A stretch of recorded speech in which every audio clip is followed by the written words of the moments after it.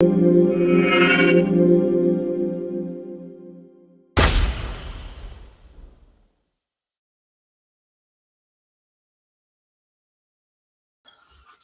I'm going to be like a rock star, like this. Yeah. ¿Vamos a empezar ya? Ya está. Muy bien. Welcome everyone to this event at UFM. Welcome to UFM. Welcome to the House of Liberty. This is the home of liberty. So I'm very pleased to have pulled out this amazing event with a very special guest. This is an SFL organized event alongside with UFM, who's hosting us here, and IGM is also a collaborator with the organization of the event. So without further ado, I'd like to introduce to you all Lisa Pidopryhora. Very nice. Thank you. She's a master's in customer experience and innovation scholarship student here in the IE, Instituto de Empresa, here in Madrid. But she's, more importantly, she's the IE Ukrainian Club president, and she's the head of this NGO, the Ukrainian Humanitarian Center. Kyiv Humanitarian Center. Kyiv Humanitarian Center here, and in Ukraine.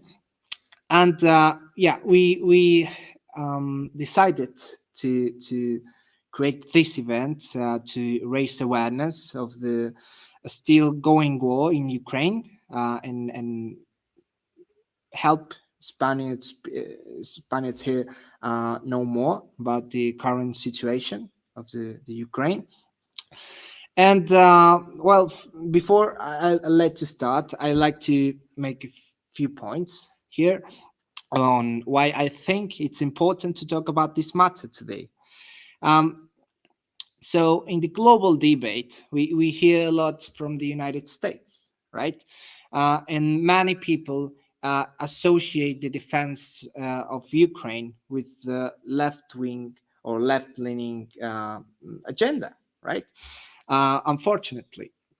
And the right associated agenda or discourse is associated with or neutralism, like Orban in Hungary, or directly being pro-Russian. So in my opinion, like Russia tries through propaganda to fool the West conservatives. I'm not a conservative, but I look at the big picture, and what I see is a lot of misinformation from the Russian side to the Western conservative movement. With accounts like Russia Markets in Twitter, there was this video targeted to European public that said, "Move to Russia. We have cheap gas." Well, at what cost, right?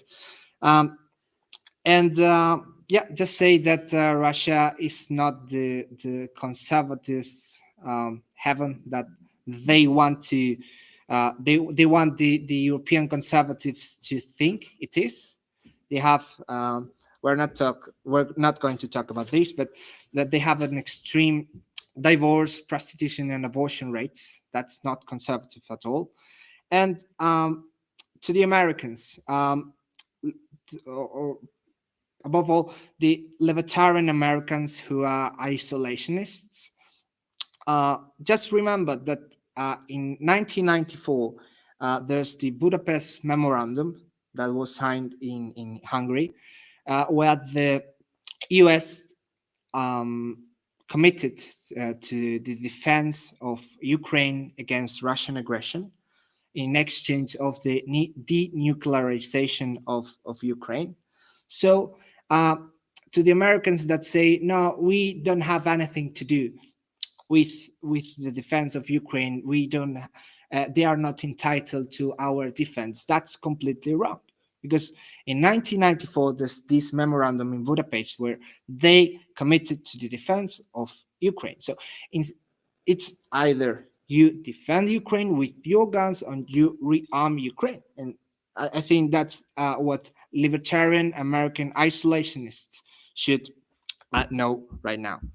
And for those who say, no, there's no successful military American intervention, like they talk about this a lot. Well, just have a look at Korea. What would South Korea be now without American military intervention? What would be Japan be? What would Germany be without an American intervention after the Second World War? I think these are reflections that we should really take into account when it comes to helping our neighboring countries, in this case, the Ukraine.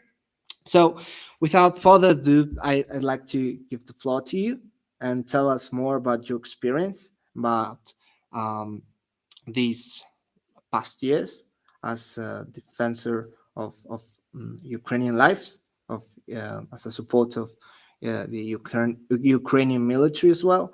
I think she's done a great, amazing job. And all right, It's fine. no, she's done it. No She's done it. worries. But please let us know about this. Thank you. Just before I start, like, I wanted to say to what you have mentioned about the agreement on 1994. It was Yes. not on the U.S. and they were not really given the protection against Russian Federation. Actually, Russian Federation and the UK and the US, three of them said they're going to protect the borders of Ukraine, how Mhm. they are right now. So the Russian Federation itself says that she guarantees, or he or it guarantees the territory of Ukraine to stay as they are. So they broke the international law.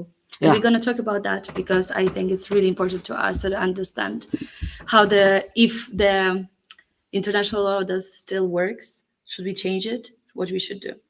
So thank you so much all for watching and for coming. I really, really appreciate your time because one of my learnings from the whole experience for this past month is that the time is the only resource we cannot restore. So I really value your time. And we're going to jump to the thing. I'm going to take this laptop, just have my notes, just to follow the structure, but I have to change slides like this. Okay. So first, before I start, the plan is like the following.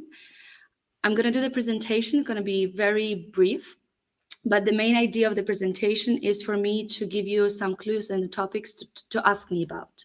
So I'm actually encouraging you to get notes of your questions and to feel free to ask me any questions. So you can write it during you watching. It's okay to interrupt also because we are not a lot. And after the presentation, I'm going to have a discussion QI. But again, you can interrupt at any moment. So thank you for introducing me. I have to say that my full name is, I have to change here. My full name is Yelyzaveta, but you really can call me just Lisa. And there's a lot of titles, but right now I feel that the title that will describe me the most is like I'm a graduate student and the head of NGO. But we're gonna be talking about that. And before we start the topic of my story, I would like to ask you about the Western values, because in the main idea of the event was the fighting for the Western values. But I would like to know how you define the Western values first, because as I was researching, as I was feeling them through those years, this is a different thing every time. So I would like to know what is your opinion? What is the Western values? I think that's a very interesting question, actually.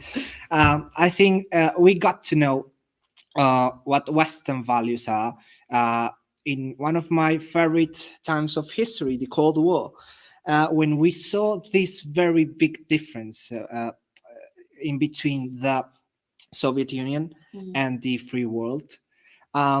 There's a very good movie that I talked about in the last event of IGM. It's called Tetris. It's on Apple TV Plus, by the way, and it's one of my favorite movies now because they portray the origin of the video game Tetris, a Russian video game from a very against Soviet culture Russian man. And it tells a story about how they very suppressed creativity, they suppressed freedom in the Soviet Union, and how they didn't want to make it a global video game. And I think that says a lot about the Western values. Uh, when the US wanted to commercialize the Tetris game, when they be able to say anything they want about the government, I think that's Western values. When they want to sponsor or to push freedom of speech, or when we want to really be able to have a peaceful disagreement with our colleagues or with our government, I think that's Western values. And I think this movie portrays it very well, because it's not only the economic thing that, of course, they couldn't make prices, they couldn't come up with innovation. They were always looking at what we were doing in the free world. And there's this joke Reagan made President Reagan made in the Cold War, that I think it really says a lot about what Western values are.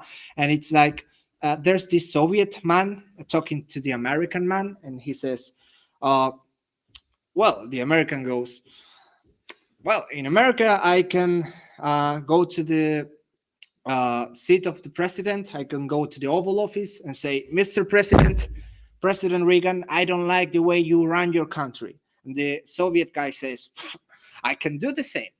And says the American, oh, how so? How can you do the same? And you're Soviet. He goes, I can go to the Oval Office and say, President Reagan, I don't like the way you run this country. That says a lot, because Western values is peaceful disagreements, it's innovation, it's freedom, it's having leather trousers too, because in the Soviet Union it was the Westerners who were captured, and they were arrested, that were living the Soviet Union in underwear, because it was the Soviet Union officers who robbed and who stole those leather trousers, who didn't exist in the Soviet Union. And I think that says a lot about the morality of the anti-Western morality, and what Western values are. But that's a very personal approach that I just thank you so came much. up with. But Great. I think it'd be great to hear from the Do public as well. Would you like to contribute something? I would just add as another item, the faith in human reason. This was in the known history, was started in the ancient Greece, and was developed over centuries, and had a rise in the Renaissance with the humanism. Yeah. And this is related with a peaceful disagreement, the trust in the capability of solving conflicts by means of discussion, disagreement. I really enjoy your phrase about the peaceful disagreement. Well, but it feels like it's never worked in Ukraine.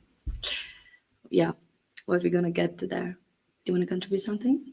Well, it's quite a big question. Yeah, it is. And I think even within the West, we have a very broad range of values among different people.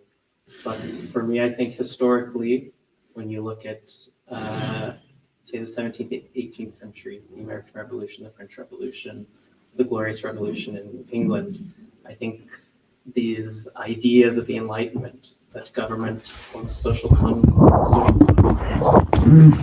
that the government is ultimately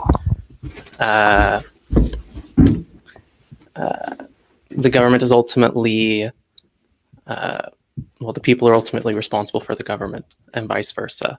This idea that the government cannot impose limitless power on people. I think that's a uniquely Western value, and probably the one which has defined the majority of Western history since, I would say, the strongest value. Yeah, well, I cannot agree more. And that's something that I'm really grateful you mentioned, because that will be through the whole presentation that I'm going to talk about. But let's leave it here right like this. And let me right now tell you how it all started for me, how the full-scale war started in 2022 for me. And well, this is, oh, well, sorry. Forget that I need to manage two computers at the same time. So this is me in 2022 in January, a couple of weeks before everything started. And I was very excited to coming back from London from a Erasmus exchange, academic exchange there. Coming back to Ukraine because I just got an amazing internship in the company I wanted to be. And I was about to finish my university, so the life have been starting. But this is also me. This is in the night from 24th to 25th of February, after we got to know that the full-scale war started. It's my little sister. We are sitting in the bunker, in the shelter, and I'm trying to be positive and strong because I'm the oldest sister. But I didn't go to the office because 24th of February actually had to be my first day in my work. But I didn't go, and I didn't know that how much my plans changed and how my life is going to change further. So the question I have then is like what I have been doing since. Yes, okay, 24th of February changed my life completely, but what I have been doing then. And I was trying to tell the long story short. That's why I like kind of sum it up to 10 lessons. So let's run through them very quick. So first is it's not so important where you live, where you sleep, but it's actually how. I think that the comfort is important, but comfort without safety is something that doesn't make sense for me anymore.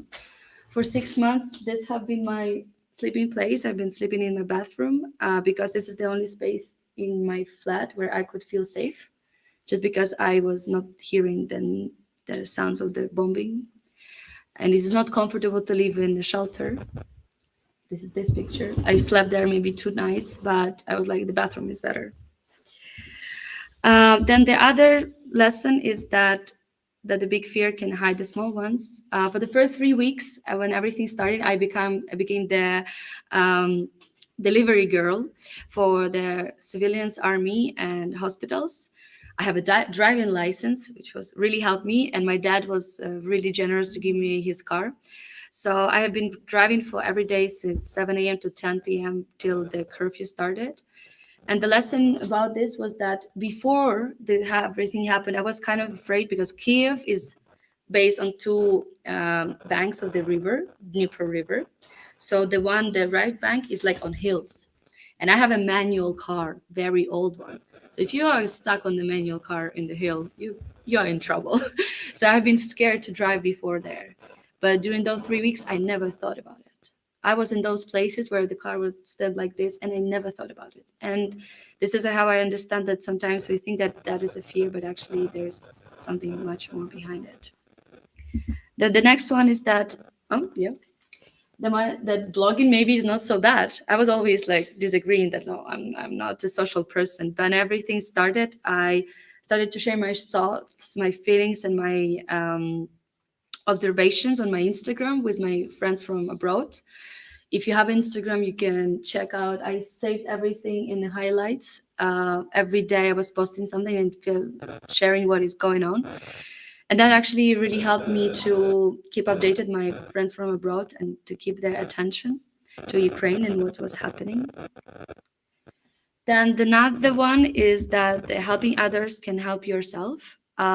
After the experience of being delivery girl, I actually grew up to open the NGO, the one that I'm head of right now, the Kyiv Humanitarian Center. With friends, we created it because we realized that we are good in doing what we do, and we want to officially fundraise money and help because we didn't know when the war was going to finish. So we wanted to think long term, and that's why we got the warehouse, we got more and more medicine, more and more people in need. And the more help we were receiving, the more help were asked for. So that was the tricky part about it.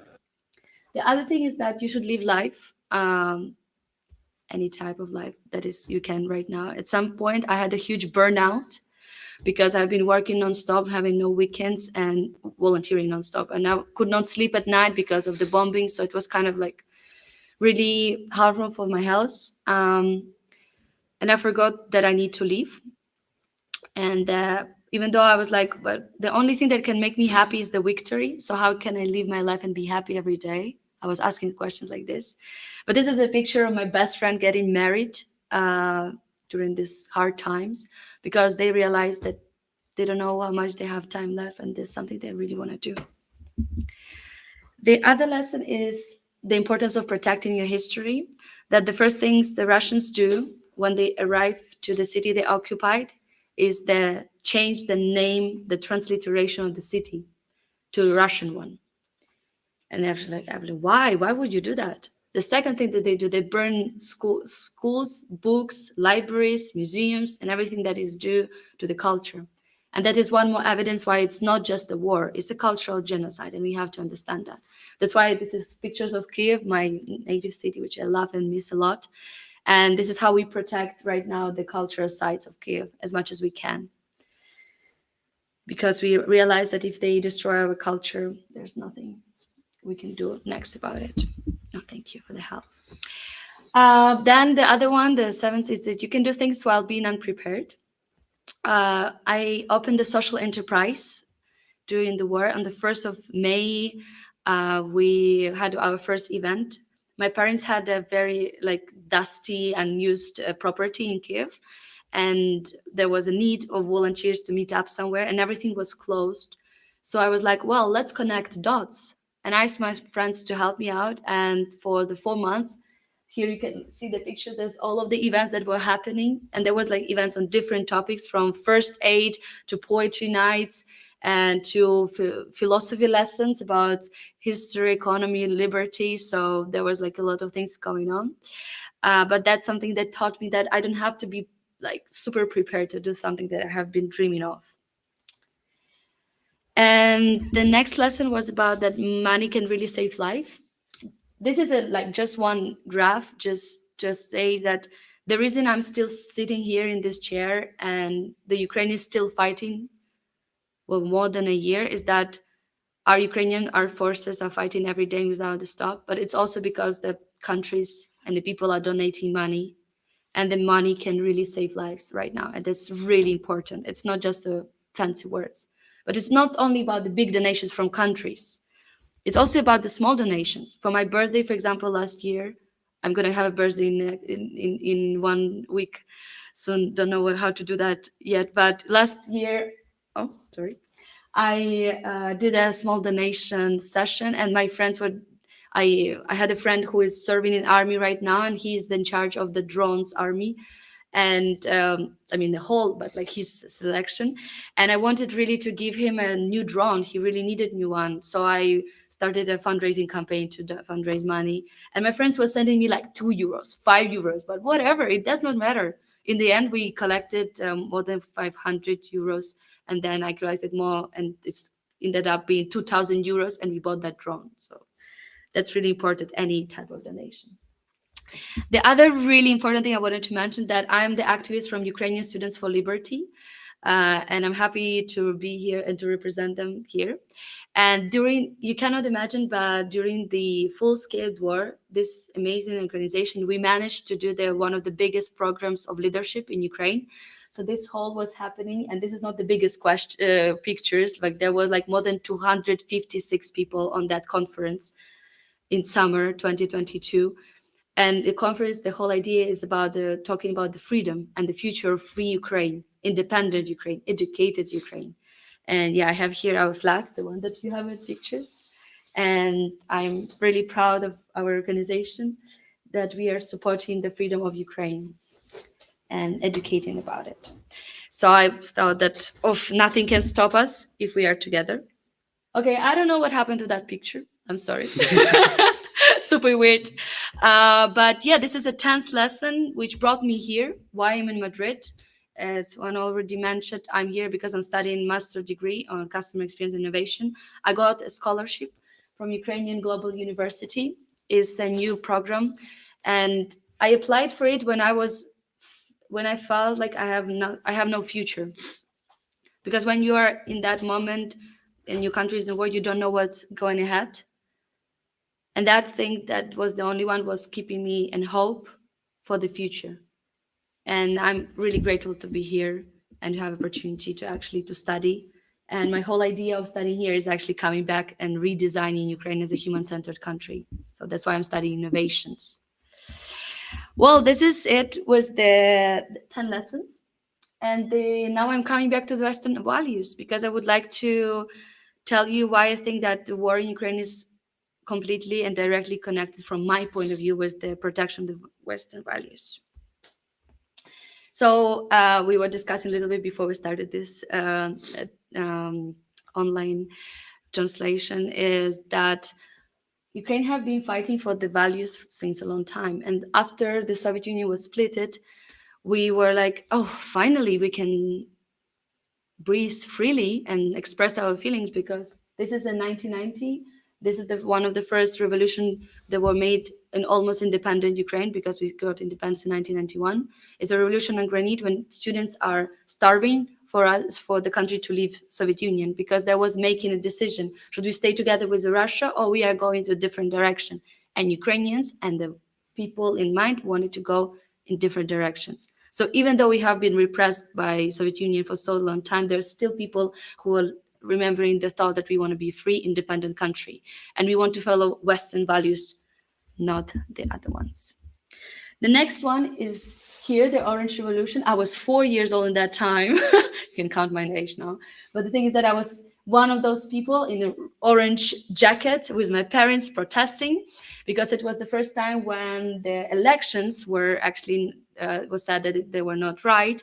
And you can see here already the European flag appearing, because we really wanted to join European Union and go with the Western values. But the president that was fakely elected wanted to bring us back to Russian values, and we didn't want that. So we are fighting against that, and we won. The president, the Yushchenko, became the president, and we were starting moving towards Western values. But still, peaceful disagreement didn't work in Ukraine, because in 2013, the elections were faked. Sorry. Yeah, thank you. And they again wanted to push us to Russian direction, because our president Yanukovych signed up the paper with European Union, signed up the paper with Russia, that we're gonna be together, and we were protesting. That ended up being a very violent but super important moment in the history of Ukraine about the revolution of dignity. I'm not gonna dig deeper in that, because I'm not a history teacher. It's just for you to bring my thought, but I recommend to watch the movie Winter on Fire about this topic more. But again, you can see here that we are fighting for European Union, even though we are not there. And the last one is the recent picture. It's a post from my Instagram, which I posted, and I remember how much it affected me. And it's about the values, the European values. Someone told me, I don't remember who, but I think that might be one of my mentors from Ukrainian Students for Liberty, that it feels like Ukraine have been a country that have been dying and fighting for European flag more than European people from European Union itself. And I know this picture could be amazing, this is too much, but actually I really wanted to bring it up, because that could be actually my hand. It's just I was saved by Ukrainian armed forces. And the question I have now, like, we have been fighting for those values, but people still think that we are the same with the Russian. Are we? So that all leads me to bring you to that, like, why it's not their war. This is not just a war of Ukraine and Russia somewhere there. It's a war of us. It's ours war. Why? Why I think like that? Is because the reasons of the war, there are like many of those, but I tried to sum it up in 3 main ones. Is that for me, the main reasons are the culture. As I was saying before, the Russia have been, like, I personally believe that, and that is evidence in the history, that the Russian Federation and Russian Empire, since the history, have been had a personal hate to Russian Ukrainian culture. And this is the video of them burning out the museum of famous Ukrainian artists. It's actually world famous Ukrainian artist. She's in UNESCO heritage, Maria Primachenko. And this is a clear evidence of Russian culture suppressing Ukrainian culture. And that's why it's not the war, it's not just about the war, it's about the culture genocide. The next thing is about the territory. I think the other reason why it's all happening is the territory. Unfortunately, I could not find the map where it will be showing the Russia invaded, all of the countries that Russia invaded for the past 30 years. But I have Googled, and it's more than 12 conflicts and wars that have been created during the 30 years. And the question is that, why? Why? Is the West blind? Why we are not doing actions? 12 countries have been sacrificing, have been dying, losing their territories for the past years, and what's happening? Is there evil unpunished? And this brings us to the last thing, the power. They say, people say that unpunished, there's no unpunished evil, it will be punished, but just secretly. So have been we punishing Russia secretly? Why I didn't notice that? Why they didn't notice that? Why no Russian citizen have noticed that? Maybe that is the reason why we still have wars created by Russian Federation. That's why we in Ukraine believe in this phrase, that unpunished evil always returns. In 2013, let's not go very far, 2008, the Russian Federation invaded Georgia. Have been Russian Federation punished for that? I don't think so. Then they invaded Ukraine in 2013. Have been punished? Yes, some sanctions, but was it a real punishment? I don't know. This is a question. And right now, 2022, we have the very much bigger response from the world, but still the Russian Federation is ruling in the Security Council in the UN. Is that punishment? I don't think so. And bringing it all up to the answer into the question, why it's not theirs war somewhere like Ukrainians and Russians were, why it's ours war? Because who said that after Russian Federation conquering Ukraine, which will never happen, but who said that if they do that, they cannot reach Spain? They can send already rockets to Spain. Nothing stops them. And unfortunately, I'm sorry for bringing it up, but nothing is actually protecting you. If you think that NATO is protecting you, it's actually, thank you for bringing up the topic before, because the US and UK had to protect us from the war. Did they? No. Did the NATO close the sky above Ukraine when they were sheltering us and still sheltering every day and killing civilians? No. So how we can do that? How we can think that we are safe? I believe that we need to really see the situation clear that we are not safe. Not all of us are safe. And talking more about the personal thing, I'm sorry, I'm almost finished. So I hope I didn't bore you, but this is really personal thing to say, is that all of the global problems cannot touch us till they touch our own personal stories. And recently my friends released a project which is called Unissued Diplomas. It's telling the 36 stories of the students that have been killed by Russian war, either bombing, either those people who were killed in the field on the front line. And we have done this project in Madrid recently, but you always can reach out the project, and we can do it in your university, in UFM, by the way, also. All the materials are ready. But the main idea is that we are telling the stories of those who have left us. And this is Semen. We have been together in Ukrainian Students for Liberty. We were actually entered the organization the same year, but he's already not here because he would have been brave enough to go on the front line and fight for the freedom of Ukraine, but not only Ukraine, but the whole Western world.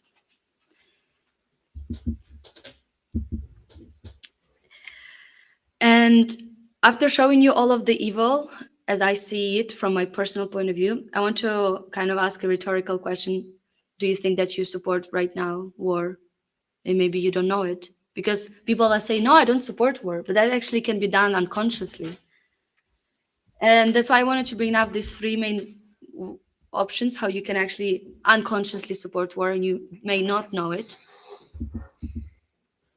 And they're really simple. It's money, attention, and ignorance. Money is about taxes. Every time you buy anything from Russian Federation, or you listen to Russian singers, or you support Russian art, you are basically supporting them with the money. They pay taxes, and the taxes are transferred to the supply for the war. I think it's really simple math. No more additional information about it. The attention. This is something I can talk ages for, because what does it mean, a good Russian? What does it mean, the liberal Russian? And is Navalny a good person? Does he has to receive the Oscar, even though he supports the occupation of Crimea and occupation of the eastern part of the Ukraine? Can he receive the Oscar and being supported by the international community? That's a very good question, because should we separate or split the artist from all the art, the piece of art from the artist? I think it's very. I don't have an opinion yet, because I think that's a big question. I mean, I have my own opinion, but I'm not going to suppress it for the other people. But that some questions that I would like people to ask. We'd like to hear you. so. Yeah, and the third thing that we can do and not even notice is ignorance to the whole topic. I know it's hard, and people are thinking that Ukraine is a sensitive topic and better not to talk about it, but actually better talk about it. I don't like when people are silencing me or other Ukrainians and saying like, oh, like, let's not talk about politics. What does it mean, let's not talk about politics? I mean, you're shutting down the people who are actually experiencing the awful things. And we have to speak up about it, and we have to change it. And okay, very briefly about that, I'm not like, you can Google very easily and to know what is happening right now in Ukraine. But the main thought about it is that the war is still not finished. It's absolutely not finished. Every day there is a sheltering in different parts of Ukraine, and you can easily access the information on the Googling what is in Ukraine right now. Of course, we are not always have time for that. But I know my friends are telling me a lot that, oh my God, we hear right now much less information about the war in Ukraine. Is it still happening? I'm like, yes, it is. So the fact that we have adapted as Ukrainians to the war does not mean that there's a less of war. That's really important to understand. And actually right now, since the year passed, we can see clearly the results of the war. It's written May 2023. And this is something that I really personal I want to share. This is the pictures my friend yesterday sent to me. Those are the results of the sheltering in Kyiv that were happening yesterday. She could not fall asleep the whole night because it was happening, and this was in the morning. And I just want to ask again, kind of a rhetorical question. Is this normal? Is this means the war is finished? Should I adapt to live like this in my country just because, well, it does not affect the rest? And yeah, well, as I promised, the last question is that, okay, what I could do to support Ukraine. And I also brought it to 3 simple steps: contribute, speak up, and educate. And it's a very simple way, as I see it, because you can contribute in your own way. I don't say that everyone has to go to international legion, yeah, and to fight for the freedom of Ukraine, like on the front line. There's amazing people who are going to Ukraine and fighting from other countries, and I'm really, really grateful for that, for fighting for my life and my freedom. Polish, right? Not only US, people from USA, a lot, and people from like UK, like any kind of country. There's like huge international like groups of people fighting for freedom and create every day. But not everyone can do like that. But everyone can contribute in their own way. If you can donate money, choose your own organization that you like and donate money. If you can donate knowledge, you can teach someone English or teach someone any other things, do that. If you can offer the job, do that. If you can open the business that will help Ukraine, do that. I mean, everyone has to do something they are good at. This is the best way to contribute. Don't sacrifice yourself. Again, freedom. And then speak up, as connected to the previous, what I was saying, ignorance. It's important to talk about Ukraine and what matters to you about that topic. Maybe Ukraine itself does not really touch you, but the safety question really touches you. Am I safe in being in Europe, being so close to the country that does whatever they want? Are you? And the educate is that the propaganda is a very strong thing, and we know that. And I believe that the best weapon against propaganda is education. So if you're interested in the topic of Ukraine, I can share with you links, or it's really simple to know right now to see the materials about Ukraine and educate yourself about history of Ukraine, because for the years Russia have been changing our history and telling no truths. So right now we have to really understand and separate these two cultures and understand the history and background of Ukraine and why it's all happening. And yeah, just to finish on the call for action thing, thank you so much for giving me opportunity to speak up here. I hope I did not bore you. And here you can see the opportunity to already make the donation. But there's two ways. This is the NGO requisites, the Kyiv Humanitarian Center I'm head of.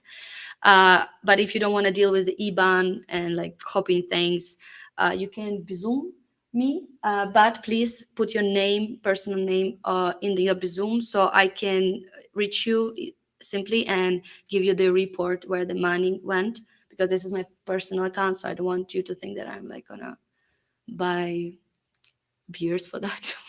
I don't know. So I want to report that in case you want to send the money. And again, the any sum will be appreciated always. But also you don't have to donate to those organizations. You can donate the ones that you prefer.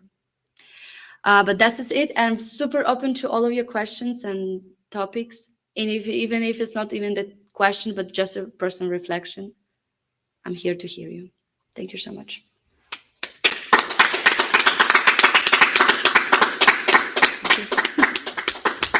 Well, thank you everyone who's here and who are watching us through the live stream.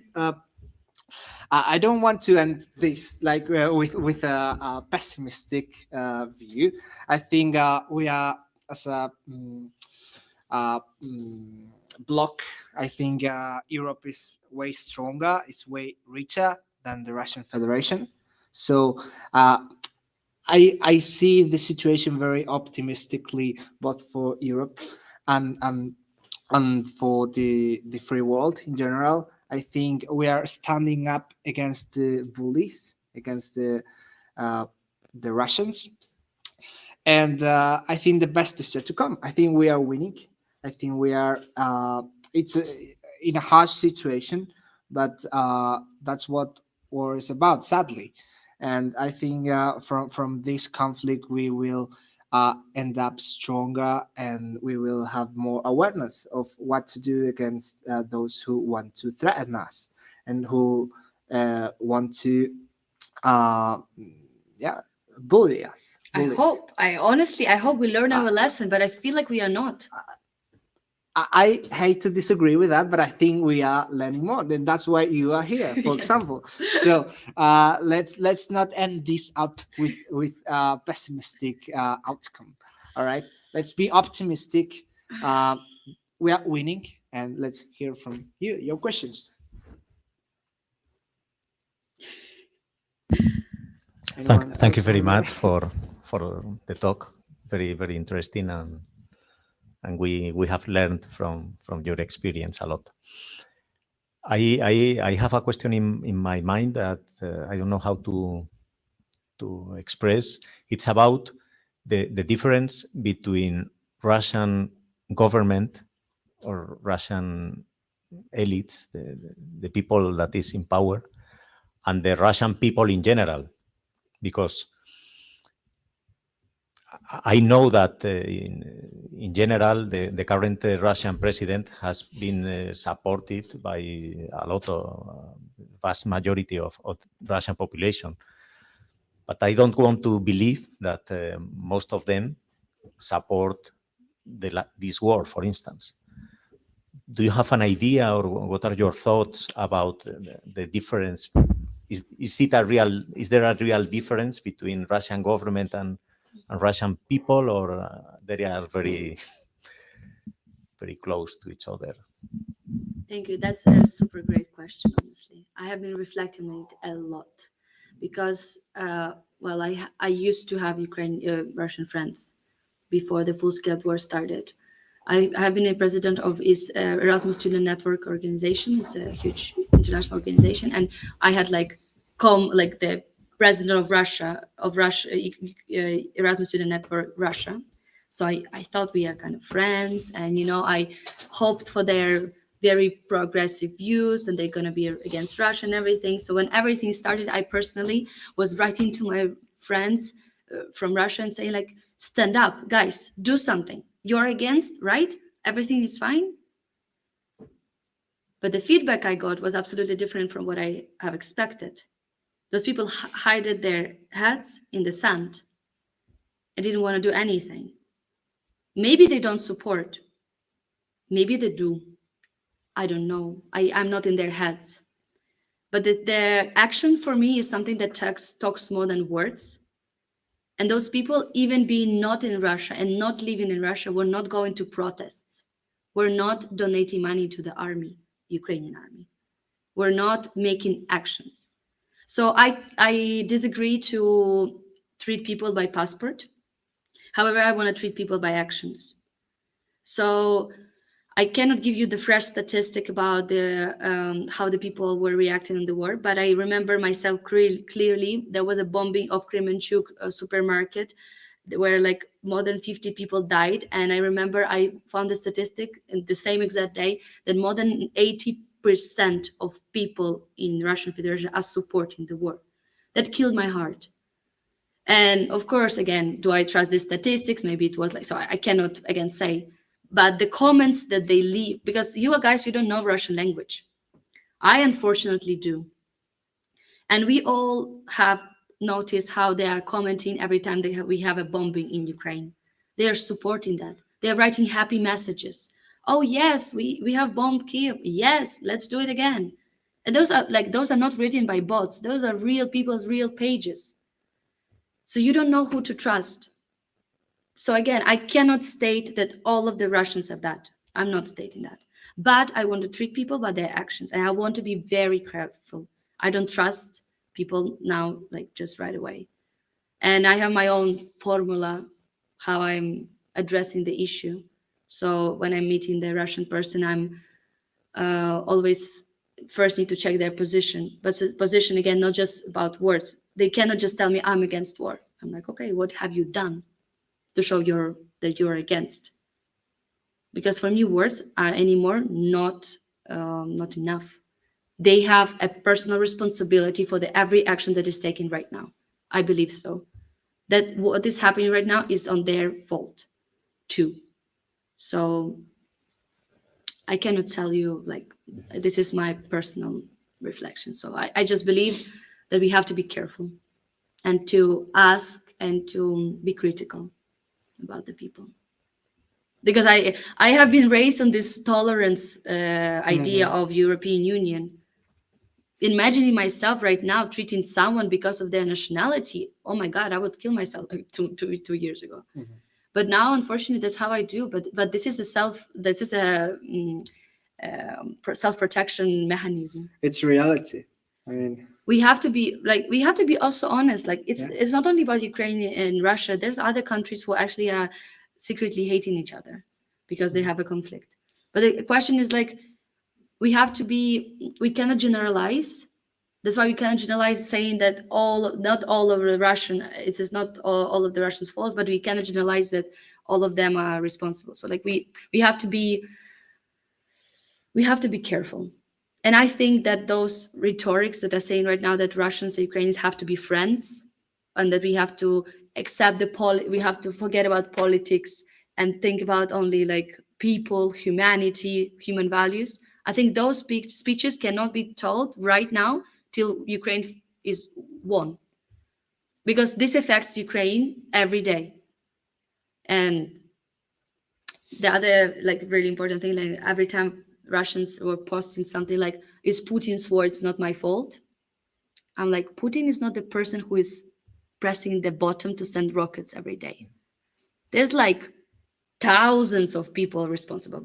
Who are those 200,000 Russians who went to Ukrainian borders? Who are they? Who are their families?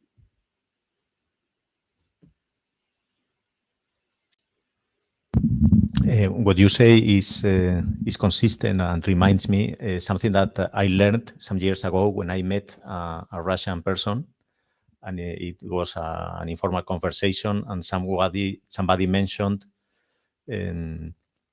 Mikhail Gorbachev, the last president of Soviet Union. And I was expecting that the Russian person said something supporting Gorbachev or saying that he was a hero or something like that. And it was completely the opposite. That person said that he hated Gorbachev. He was not a young person, maybe 40, 50 years old. So he had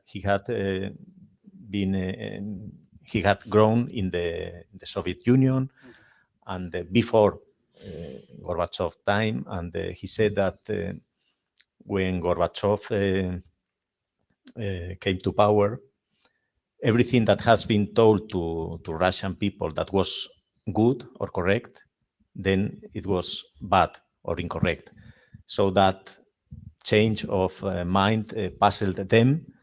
And okay, so the lesson I learned is that there are a lot of people in Russia that are influenced by former Soviet values or something like that, and believe that the old empire was good and needs to be rebuilt or something like that. Well, I have no idea, but Yes, I have an impression like that. So that's true.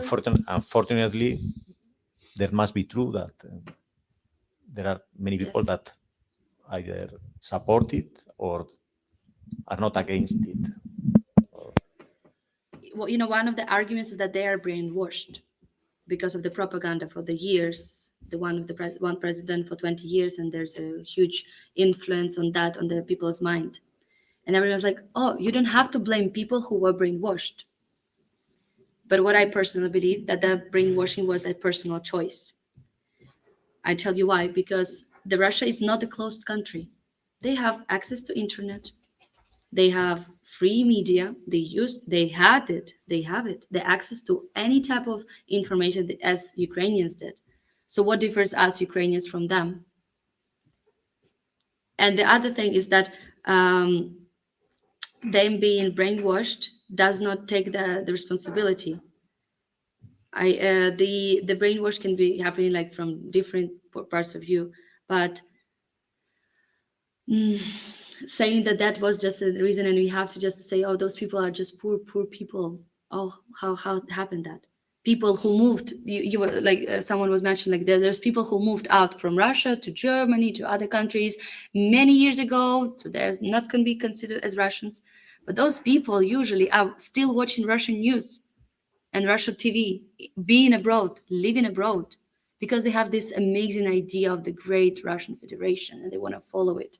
You don't want to face the reality that your country sucks. And that's why it's humiliating, but of course, it's you being proved wrong. And I think it's way harder, way easier to lie to someone than to let them know that they are being lied to.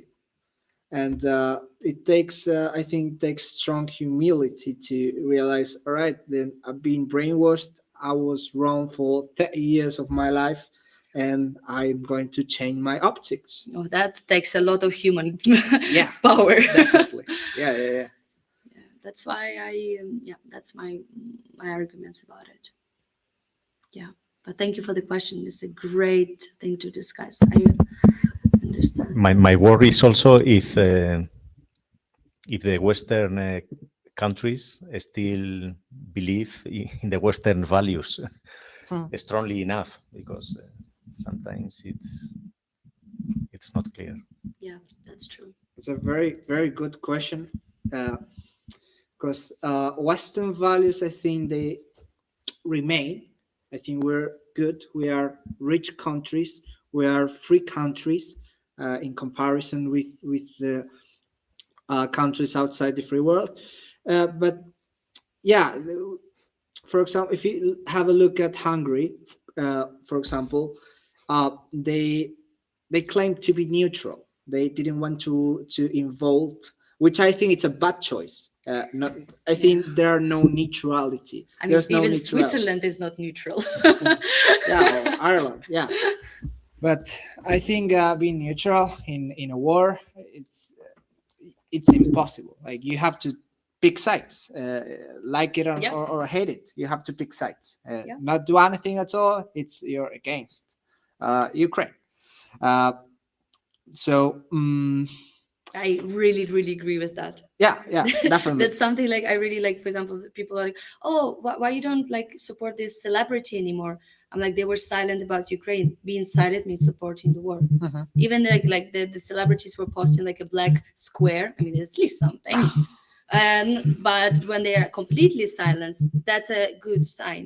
Yeah. And just like, oh man, can I tell like a little story about one Ukraine? Like, she is American, but she has Ukrainian roots. Mhm. But she didn't tell that because there's a woman, like, she is a famous dancer. I cannot remember her name right now, but she has like her own show on Netflix and everything. And when she came to my university, she was like a business case, like one we were discussing, and she introduced herself as a Russian. And I'm like, oh wow, well, I have to research her. What is her position? Because for me, I cannot listen to someone who is pro-war, obviously. So I searched her Instagram, her Facebook, everything. There was nothing, no single little statement about what is happening. It was like a few months ago, so it had been already a year of the war. No single statement. I'm like, and she's not just a dancer. That's the thing, like people would say, oh, this is not her area. Her idea is bringing solving international issues by bringing cultural exchange with dancing. So she's talking about politics. She has a degree in politics. She actually can talk about the things very much. And there was no single thing. So I texted her and asked her directly in Instagram, like, what is your position? I need to know strongly. And she said, oh, I'm against war. Actually, some of my parents are actually from Ukraine. I'm like, why you didn't introduce yourself as Ukrainian then? Why you say a statement that you're from Russia? Mhm. But that is not important. I'm asking her, why you didn't post anything about Russia war, and have you done anything about it? Mhm. And she's like, oh, like, I didn't know what to do, but if you want, we can do it now. I'm like, I don't know if I want to do anything with you, because if you haven't done anything yet. And she has like 70,000 subscribers in her Instagram. She is an influencer. Your family is sacrificing war in Ukraine, and you haven't posted even single post about it. You don't care. So again, it's about actions. We have to understand what people do. Yeah, and I think it's very childish to claim to be against war. I think it's not about being pro-war. It's about being for war or for justice. I think being pro-war right now, it's being pro-victory. It's being like we really need to fight a war for Western values. We have to fight Russia. We cannot just stop and say, okay, we are against war. We are surrounding ourselves, right? In my opinion, it's not about war or not war. It's about victory or loss. So I think what Europe or the West needs is not peace. We don't need peace right now. We need victory. Yes. And yeah, I forgot the name of the congresswoman from USA who said that if Ukraine stops fighting, there's no Ukraine. If Russia stops fighting, there's no war. mhm. So we have to understand the consequences. Yeah, we're not equal.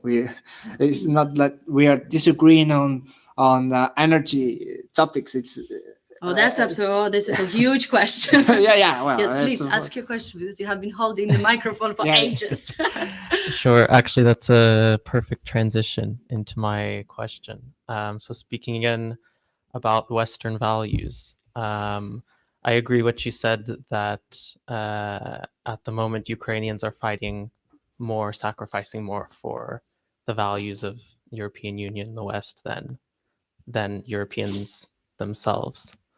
I think we talked before about this idea of peaceful disagreement being a Western value. I think in recent years that has extended into the realm of, let's say, foreign policy and military policy.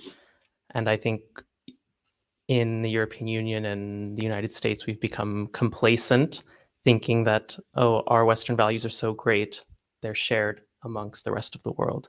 But actually, more people live in countries that don't share Western values than people who do. And I think we've lost this idea that in order to, be able to have peaceful disagreement, that value has to be protected. Yes. You can't just peacefully disagree with someone who wants to shoot you, right? Yeah. Oh my God. You're saying like I have a goosebump. Like that's really something that. Yes. So my question is, what do you think the Ukrainian experience can add to the discourse in the European Union and the United States in terms of the need to protect the values, sometimes, violently? And do you think that experience is being heard? Thank you. That's super great question too. I'm going to come back to one of the statements I also did on presentation about unpunished evil. That I think we have been too tolerant and too kind to everyone and trying to follow the rules while the rest is not following. We have this amazing international rules that we have created to sustain the peace with United Nations and everything, but those organizations don't work anymore. I wanted to work in United Nations all my life. I had a hoodie with United Nations. Like I was crazy about it. I was like, I'm gonna make the world a better place. But after the full-scale war, I don't believe in that anymore. I don't believe that institutions that we have right now are ready to protect us from the conflicts that are ahead of us and that we are having right now. So I think that the experience of Ukraine shows maybe two main statements. That first, don't close your eyes on the open aggression countries do. It's not only about Russian Federation. There's other countries who are trying to do stuff and we are closing our eyes. I'm not going to talk about it because I'm not expert. But I believe that we have been closing our eyes on everything that Russian Federation have been doing for years. And if we want to protect those values, we need to protect ourselves. So don't close your eyes, make actions. And those actions, and the second thing, what type of actions? Mhm. Sanctions, I don't know, how? Honestly, no answer right now. But we definitely have to reform the institutions that we have right now.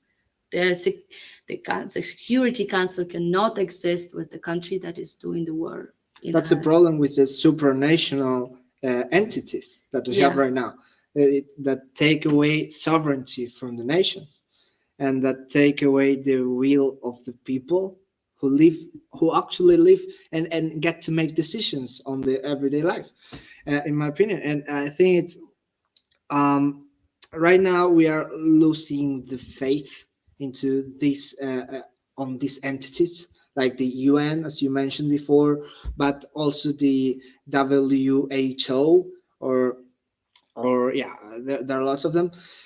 And I think it's time we realize that it's not up to them to do something about it. It's up to us to make private opportunities to make private projects, as you showed us that you've been doing, and that's what real impact looks like, in my opinion.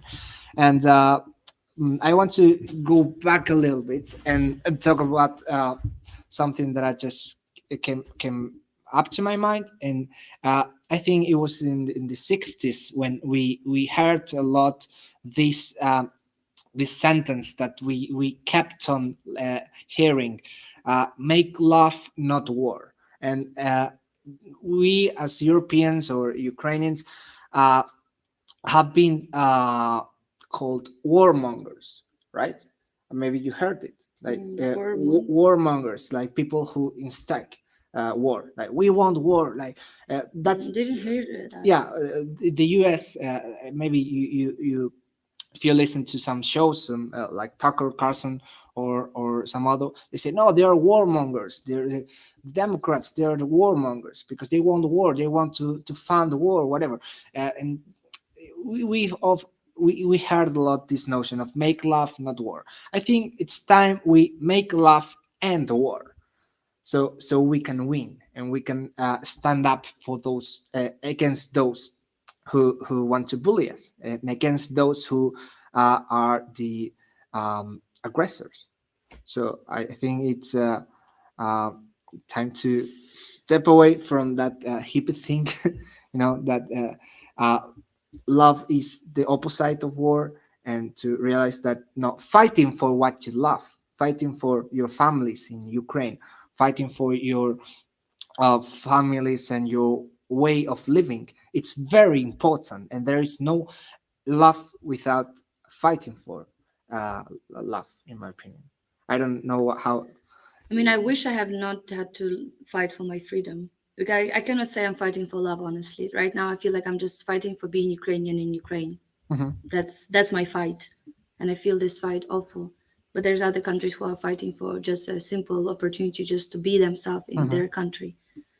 And that's bringing back to your question, is that other thing that I wish the Western cultures would understand, that the safety is not like the safety is not granted. Yeah, Exactly. you have to understand that you're safe because someone is not safe, and I think that Yeah. yeah, please. I think that the philosopher Karl Popper discussed about the limits of tolerance. It's what you said, I think. And so that has been studied, and it seems to be a paradox that that tolerance should have limits, but it should, because if someone is not tolerant with with you, how long you have to wait for defending yourself? Yeah. This is a great question that we have been discussing one evening. I remember, like in the night, we were discussing, like, someone is saying that if you respond to the evil with the evil, like you're creating more evil. So like it's not right. You have to like respond with the happiness, with the optimism, with the good things to do. But how can you respond like that when someone is about to shoot you? So it's like a fairy tale. So it's a huge dilemma that in order to stop violence, you need violence. But right now we didn't come up with anything else as the humanity. I'm sorry. No, it's great. Would like to It was speak longer, and it was incredible. Thank you so much for your time and your opinion and your questions. I really, really valued that conversation. Okay, we're gonna keep on having the conversation, but for those who are watching us right now, thank you very much for your comments, for your attention, and thank you, Lisa, for being here. It's such a privilege, and it's Thanks for inviting. it's been a pleasure. It's been my pleasure having here. So see you next time. Next Friday, I think we will have another conference here at UFM from Instituto Juan de Mariana. So thank you all, and see you next time. Thank you. Ya, Juanlu?